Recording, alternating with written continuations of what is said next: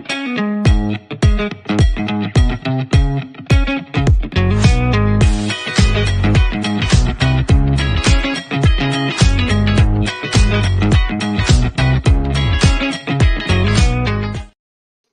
and welcome to Fox's Focus, where tonight we'll be talking about a big clash against QPR at the weekend. Biggest game, well, very big game for us. We've been on awful form the last 5 games, losing 5 in a row against a QPR team who have picked up form. They've won a few games, 3 games out of the last 5, becoming mid-table championship team, and I think it's be a very difficult game. To help me discuss it, I'll be bringing in Simon. Good evening, Simon. How are you? I'm well, Jonno. Nice to see you, mate. How are you? I'm not bad, thank you. And from LoftForWords, which is one of the biggest QPR fan pages of them all, this is Clive. Welcome, Clive. All right, lads. How are we doing? Not bad. So we were discussing backstage, Clive, before the show started, how our seasons have been. Me and Simon both agree ours has been pretty goddamn awful. How would you sum up? Obviously, I'm not a QPR watcher. I don't watch the Championship at the moment. How would you sum up QPR season so far? It's almost a mirror image of last season, where we started with 2 wins from our first 17 games, looked dead, got rid of Gareth Ainsworth. Obviously, then had a terrific second half of the season in playoff form, which included a win at yours, which I was always going to slip into conversation at some point. So we may as well start with that. And went into the summer pretty optimistic. You know, good manager. We'd sort of got rid of the FFP problem that had got us into that mess. Actually, that was illegal on this show. FFP is illegal. Hey, we started the whole thing off. We got fined about 40 million quid or something ridiculous. So went into this season pretty optimistic, only to the extent of maybe we'll finish mid-table this year. And then again, started with 1 win from our first 16 games, which was a bit soul-destroying. And difference being this time the club and the supporters really got behind the manager. Cifuentes said himself, not many managers have their name sung constantly at a game when the team is no wins from 12 games. Like, the fans really rallied behind him, and we've turned it round. I think only Leeds are in better form than us over December and Christmas. He's up for manager of the month, which obviously we hope he doesn't get. We're a bit of an odd watch. Like, we do it without the ball and defend deep round our penalty box. You know, some of the wins have perhaps been a bit lucky, but then some of the defeats earlier in the season were probably a bit unlucky. But we've started playing quite well recently. Very decent against Watford and Luton in the last 2 games. So yeah, the mood is markedly different than it was 6 weeks ago. If I'd been on here like 6 weeks ago, it would have been music to kill yourself to. Yeah. I mean, that's the mood we're, as Leicester fans, we're in now. I think, Simon, I mean, I can't remember a time I think I felt this bad when we were in League One. I haven't felt this bad about my club since League One. I don't know how you're feeling. Yeah, I mean, it's been a difficult run of games, John. Let's not forget that. That little spell when we had Cooper in charge, when we did pick up some points, it was by and large against the teams around us or are going to be around us. I know we got that sketchy win against Bournemouth, but it's difficult. It's a difficult season. It's a grin and bear it season. I guess if we're talking about league form at the minute, you've got to think Southampton are gone. Let's be honest. But Ipswich now are starting to pick up a few points and starting to invest in their squad since the window opened. So you've got alarm bells going off there. And then you've got to think, who are we going to drag in it? Or who are we going to drag underneath us to get ourselves out of the bottom 3? And at the minute, unless there is some radical investment in the January window, it's difficult, in my opinion, to see us picking up enough points to drag the likes of Wolves or Everton, who obviously just sat their manager this afternoon, into that mix. It's pretty bleak. We knew this season was going to be hard, John, let's be honest. Yep. We knew it was going to be a tricky season, and that gulf between the Championship and the Premier League gets ever bigger as the seasons roll by. But yeah, it's a grin and bear it and hope for the best season. At the minute, with the last few games, as you said, it's difficult to see anything really to clutch onto rationally that makes you think we're going to get ourselves out of this cycle. I mean, Andy watched Leicester lately and we're more confident. Well, yes, I agree. We've been playing better football. We gave Manchester City a good game. We gave Liverpool a good game. We gave Villa a good game. Yeah, if at the end of the season you get points rewarded for playing well, we'll be fine. But you get points. You need to get points. You need to win games, and we're not winning games. You can play well, yes, but you've got to convert that into wins, and we're not doing that.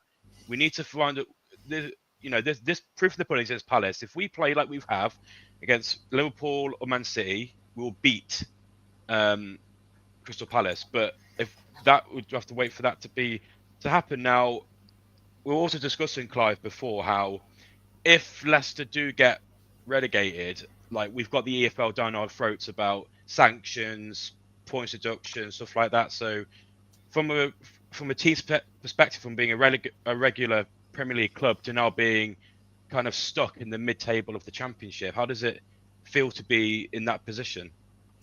Well, that's it. That's happened to us twice, obviously. We got relegated out of the Premier League, having been in the top flight more than 10 years in the 90s and spent 15 years out. And we're now in our 10th year of Championship, having been relegated last time. And it's exactly what happened to us. We spent a whole load of money that we didn't have, broke all the rules to get back up the Bobby Zamora playoff final. And then when we came back, the EFL, just absolutely rinsed us, and we've been stuck here ever since. I guess it depends how you go about it. I mean, if you're Stoke City, that must just be purgatory because they're just chucking money at it every season, sacking managers, signing players. They never get any better. I don't even think they finish in the top half. Half-empty new stadium on a hill. That strikes me as my worst nightmare. Like when QPR get going at Loftus Road in the middle of the Championship, we quite enjoy it, I think. There's sort of the nightmare scenario at the moment, I think, is for teams that just go up to the Premier League and come straight back down. Like you look at Southampton, it's like, what's the point? I know exactly what's going to happen to Southampton. They're going to come down, they're going to sell 80 million quid's worth of player, they're going to have 80 million quid of TV money, they're going to make 20 signings, they're going to go straight back up and come straight back down again. That's what Burnley are doing this season. Burnley are awful to watch this season. Obviously going to get promoted, sack Scott Parker in October next year, finish bottom of the Premier League, come back. So what's the point? What's the point of that? There are obviously some promoted teams that have gone into the Prem.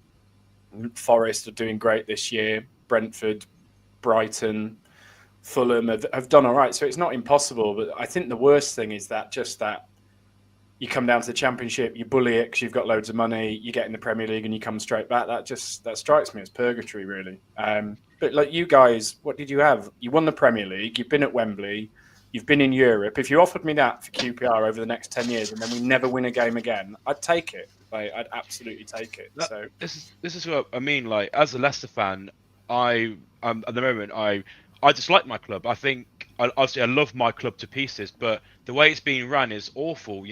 Breaking rules. Making fans play ridiculous amounts of money for everything, and it's just ran really badly. But when I think about the perspective, we've got to Champions League quarter-final. We've won the Premier League. We've won the FA Cup. We've been to Europa League knockouts. We've been to Conference League semi-final. So if you think of it in that perspective, in the last 10 years, I agree with you, Clive. Yeah, and if someone had said at the start of the 10 years, you get all of this, but then you're just going to be rubbish forever. You're like, well, we've kind of been rubbish previously. I'll take it. There are literally members of my family that I would sacrifice for one Europa League group campaign. Just one autumn in the Europa League group campaign, going around Europe with QPR. I'd be happy forever, honestly. So Leicester have had such a wonderful 10 years. It's probably the next 10 years, maybe a bit bleaker, but, we've been 16th in the Championship for 10 years. So I see. I take things for granted, really, because yes, we're going through a massive slump, but I've got to look at, I've seen my team win major trophies. When I have my kids, I will tell them, Leicester City won the FA Cup. But Dad, we're in the League Two now. Like I know we're in the League Two. I know, but like that. But let's go to the FA Cup now. I've looked at QPR's record in the FA Cup, and the only honour they have is being in the final in the 81-82 season. Now, Leicester's, we've been in five finals and won one, I think, or has it been in 4 finals, won one? One of them two. But when How's QPR's record been in the FA Cup recently? Like in the last 3 or 4 seasons, like in terms of progression?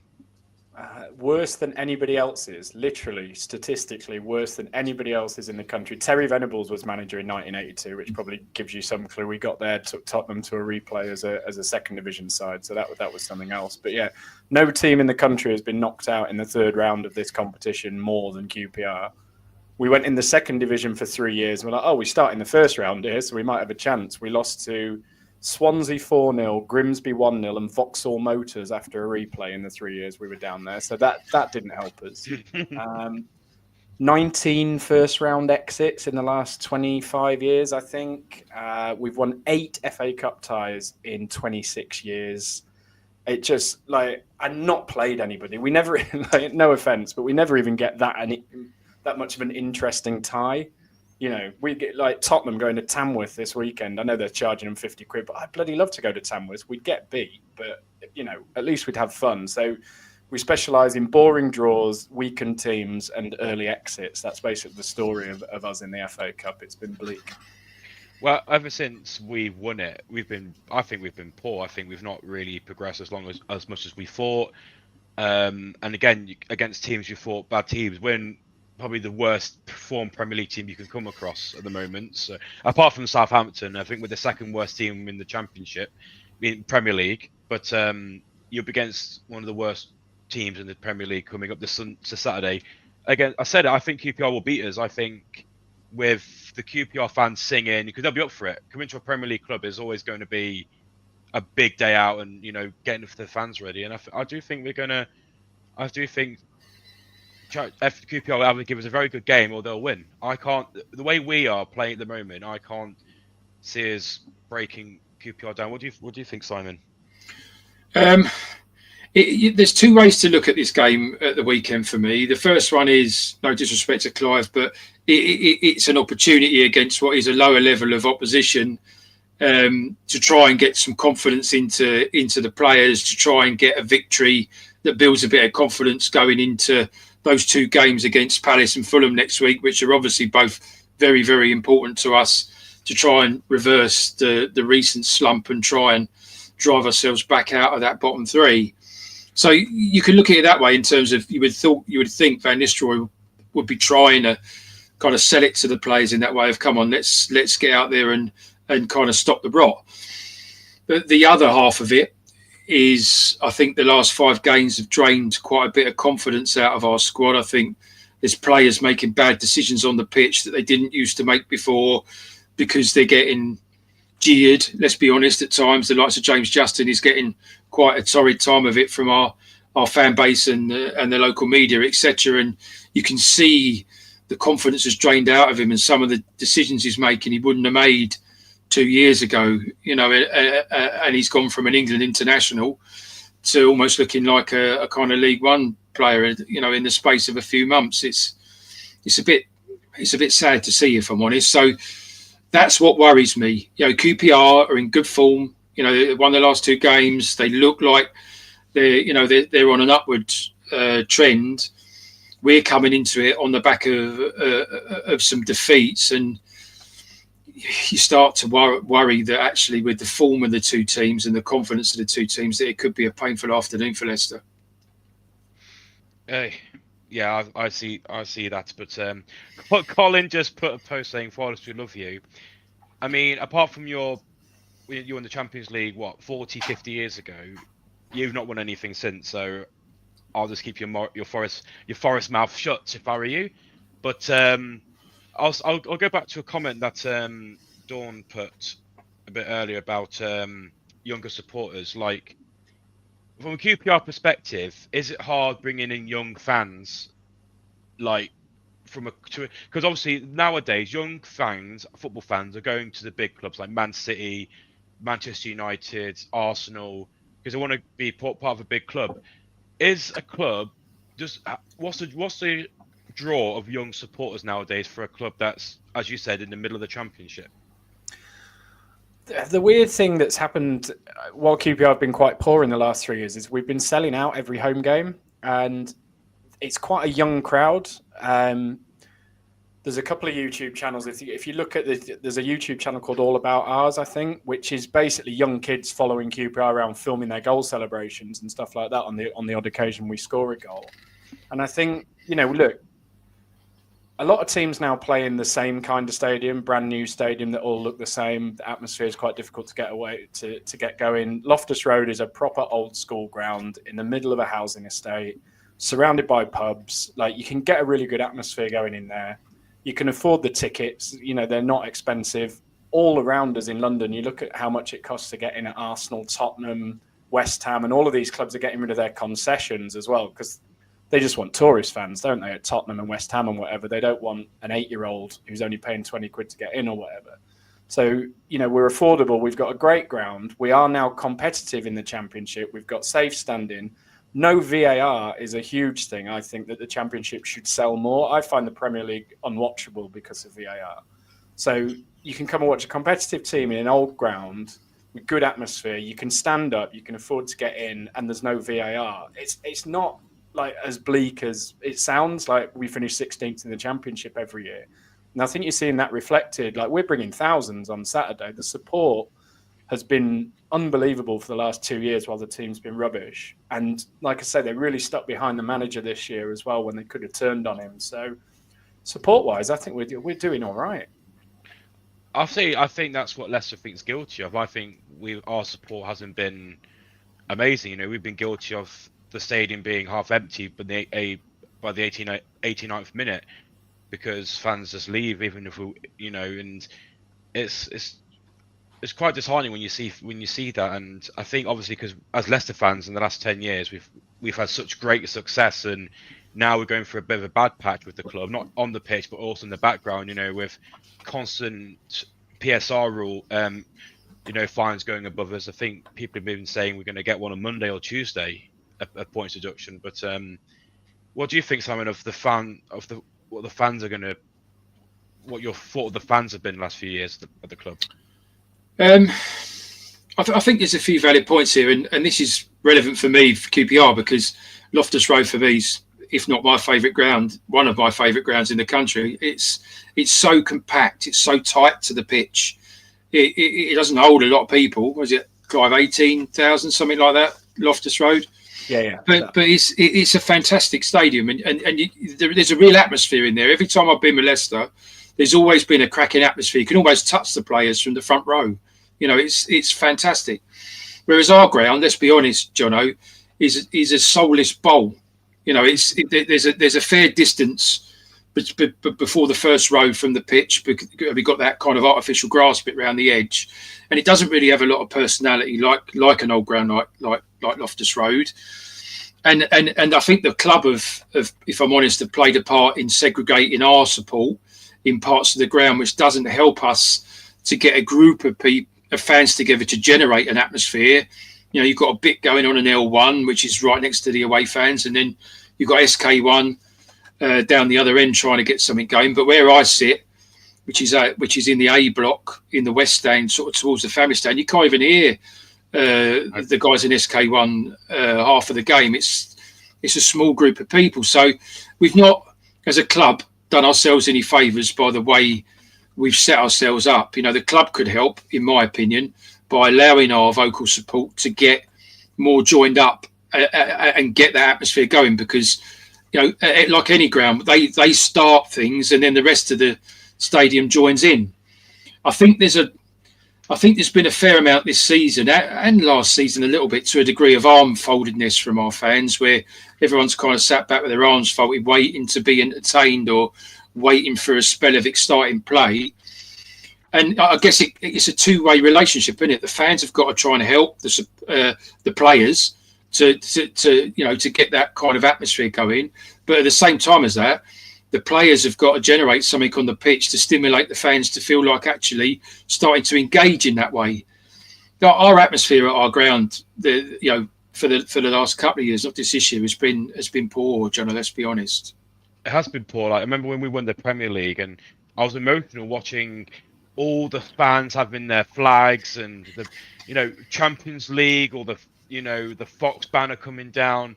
I was thinking, this is electric. So I think we can generate the atmosphere, but as you agree, like I went to a Leicester game when I was lucky enough to be in the corporate, like in one of the corporate areas, and it goes so far down, so half the side of the stadium is blocked off. Then a whole quarter of the stadium is away fans, so they can generate a lot of noise.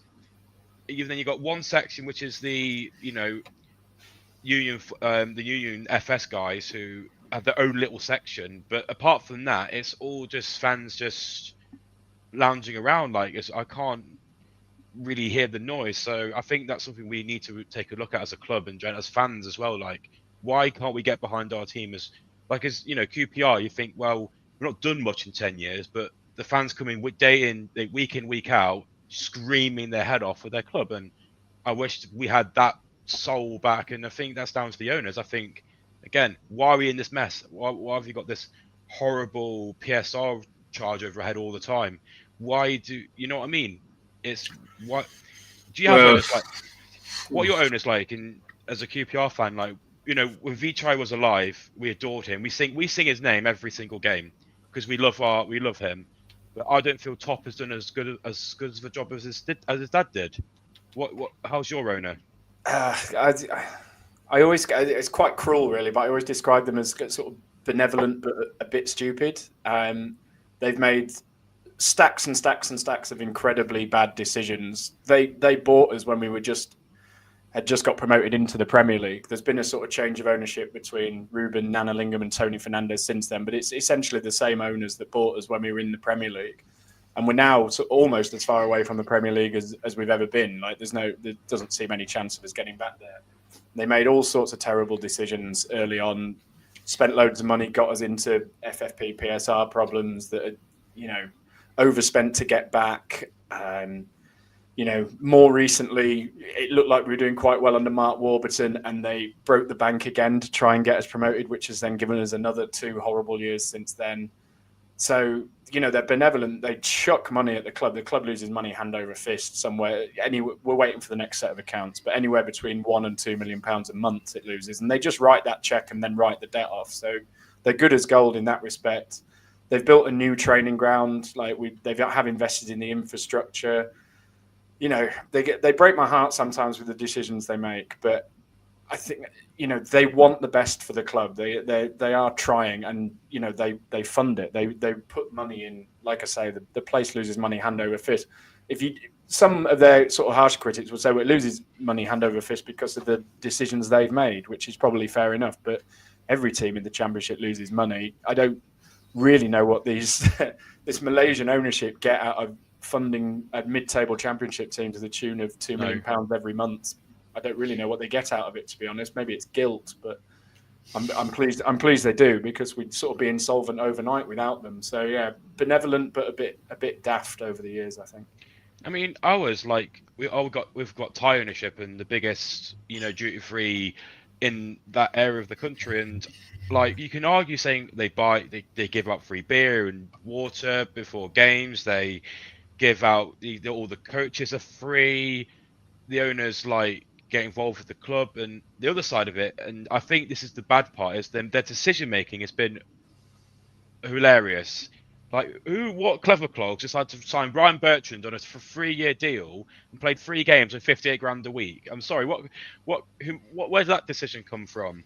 Who signed Danny Ward? Who thought, let's 2 days before the season sell Kasper Schmeichel and have Danny Ward in goal all season? Those decisions that are costing his club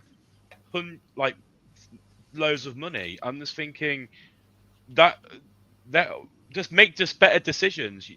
We know you love the club. We know you care about the club. Your dad adored the club. Just stop making crap decisions. Yeah, Jonno, it's not Top making those decisions, though, mate. It's John Rudkin and the recruitment. It's Rudkin, but he doesn't want to get rid of them. He had the balls to sack Cooper after 11 games in charge. Have the balls to sack Rudkin. Have the balls. You know what I mean? Yeah. I mean, you look at where we are now. I mean, we're in the Premier League. Let's not forget that. Let's not forget that fact. But the where we've ended up now is the legacy of 4 or 5 seasons of business You know, and you look back to that Daka Samare signing summer where we spent £52 million. Musa, Gazelle, more uh, often. And onwards since then. You know, that season we got relegated.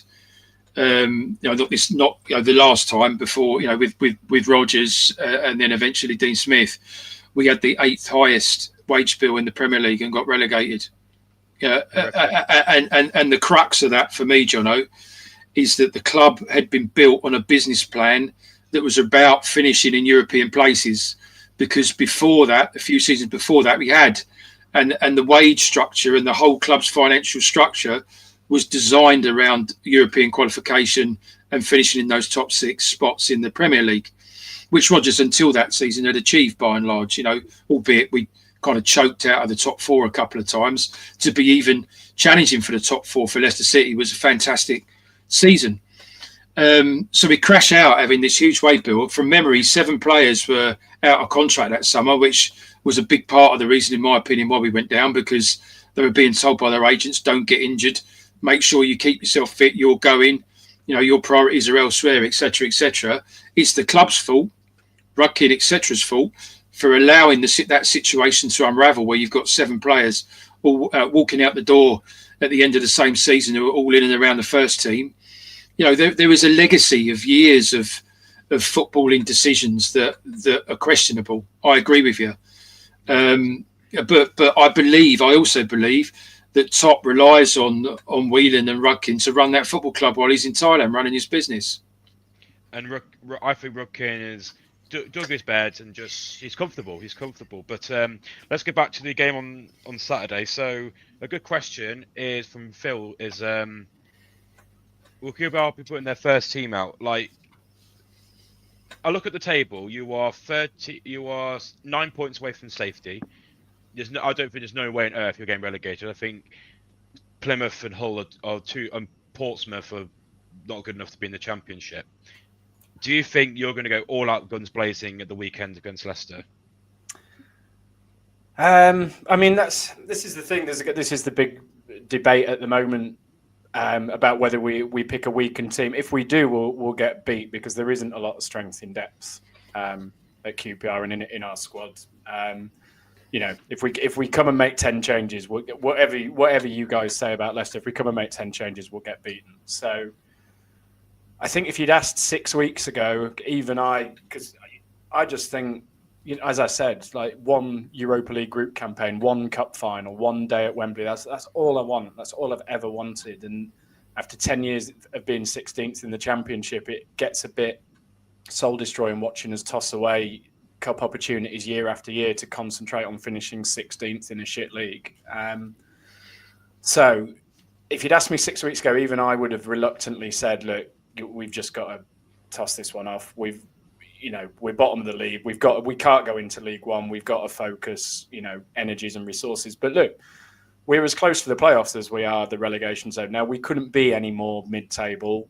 We're well clear of the bottom 3. We haven't had a midweek game this week, and we don't have a midweek game next week. If you can't at least go to Leicester, who you guys have just spent the last half an hour telling me are absolutely dreadful, you know, it's a chance to go to a Premier League team and have a go. You know, 5,000 fans there. It could be a great day for the club and the team and the fans. If you can't have a go at it this time, then really, when can you have a go? So nope. I think it'll all be about the team selection. It'll all be, and you'll know as soon as we see our team on paper, whether we're going to have a go or not. But frankly, if you can't do it this weekend, then we may as well just not enter cups in the future. We may as well just put a sign up saying we're not bothering.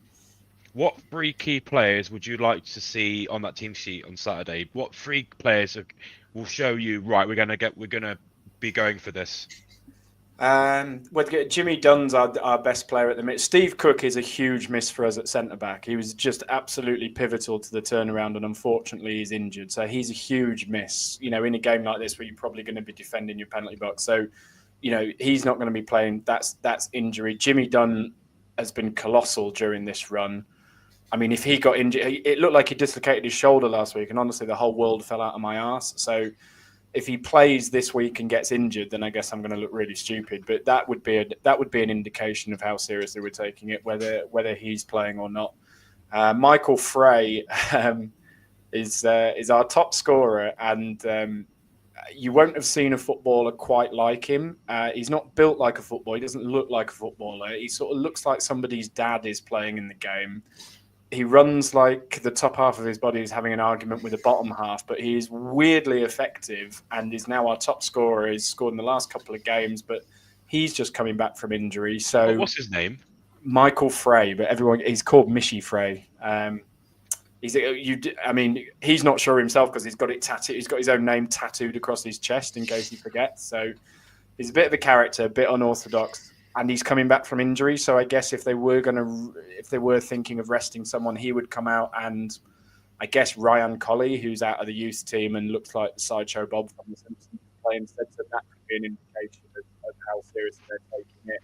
And Ilias Chair's our best player, and he was injured for the first half of the season as well. So again, they may want to, if they're not taking it quite so seriously, they may pull him out. So, if those three are all playing, then it's a fair indication that we're going to try and give it a go. Well, I hope. Well, I want it to be a good game. Like, I don't want it to be like less absolutely steam. I would like it if we steamrolled you, but it'd be nice for QPR fans to enjoy a day out. Like, I don't like going to see Leicester get absolutely thumped on an away day.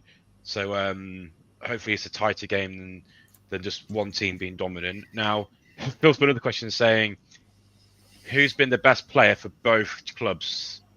Les Ferdinand? Well, Les is one of our greatest players ever. So, but I'm not quite sure how well he did for you guys. That was towards the back end of his career, wasn't it? If you look down the list, Alex Smithies was amazing for us and never played for you. Danny Simpson won a league with both, one promotion with us and won a league with you. Lloyd Dyer, DJ Campbell, Marcus Bent. It's not an inspiring list, is it? Stephen Moore was rubbish for us. Simon Royce was pretty good for us. Ian Holloway was great for us and terrible for you. It probably is Les looking at the list. It probably is Les. One last question before we go. What do you think the score's going to be on the weekend? Do you think it's going to be a tight affair? Do you think it's going to be like a horrible, like 0-0 draw and go penalties? What do you think the score's going to be? Well, I came into it thinking we were going to get beat 2-0, but having listened to you guys for the last half an hour, I'm booking my trip to Wembley at this point. So it'll all depend. Ask me again when the teams come out. It'll all depend on the team selection on both sides, I think. If we play our main team, if we play our strongest 11, I think we'll win. But if we rotate, I think it'll be a very close, very, very close game. But if we play like we did against Liverpool and Man City and Villa, we'll win. If we don't, we might lose. What about you, Simon? I think you'll see a hybrid team. I think Ruud van Nistelrooy will play half the first team and half a fringe 11. I think he'll swap the keeper out. I think Iverson will play at the weekend. I think there'll be a few that will get changed out. I think he'll probably play Daka up front and give Vardy the weekend off. Trying to nurse him through the season. So it'll be a blend, and as a result of that, I'm expecting a close game, and I wouldn't like to call it if I'm honest. My head's telling me it's a banana skin for Leicester this weekend. I hope it's not a banana skin, but I think we've just been down in the dumps. I think we've had a few weeks of really bad results, and we just want our team just to perform well. And if we know, Simon, that if we play our best, we can beat a lot of teams. So it's just, are you going to catch us on a really bad day, a really good day? But Clive, thank you so much for coming on today. It's really, really appreciated. If you want to see any QPR stuff, it's at LoftForWords. It's on Twitter, X. Really, really good following there. I actually went on your page today, and apparently, is it Howard Webb's our referee? David Webb. David Webb, that's it. He's like Championship bot 8.6, and I think we've won 1 of 15 games with him. We've got history with this referee. We've a long and inglorious history of weird and wonderful decisions against us. That's not in our favour. No, but really, really good Twitter feed. And your YouTube as well, or is it just Twitter? Twitter, Blue Sky, and the website is just LoftForWords.co.uk. So yeah, Good stuff. nice to chat to you guys.